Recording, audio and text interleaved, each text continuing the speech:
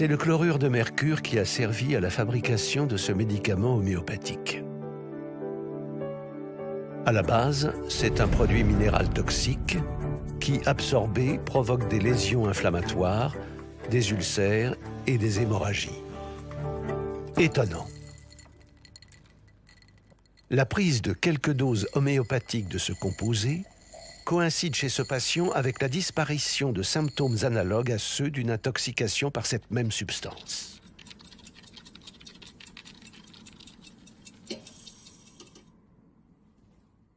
Ce phénomène, pour le moins curieux, est pourtant décrit dès l'Antiquité par Hippocrate, considéré aujourd'hui comme le père de la médecine moderne. Il énonce en effet 3 modes d'évolution favorables des maladies. La guérison naturelle, la guérison par les contraires et la guérison par les semblables. Un principe vérifié quelques siècles plus tard à l'occasion d'une expérience inédite. Cette idée d'expérimenter sur l'homme sain des substances de la nature nous vient de Samuel Hahnemann, grand médecin allemand à cheval sur le XVIIIe et le XIXe siècle. Déçu par sa pratique, insatisfait de ses résultats, il décide momentanément d'abandonner cette pratique pour se consacrer à la traduction d'œuvres scientifiques et à la chimie.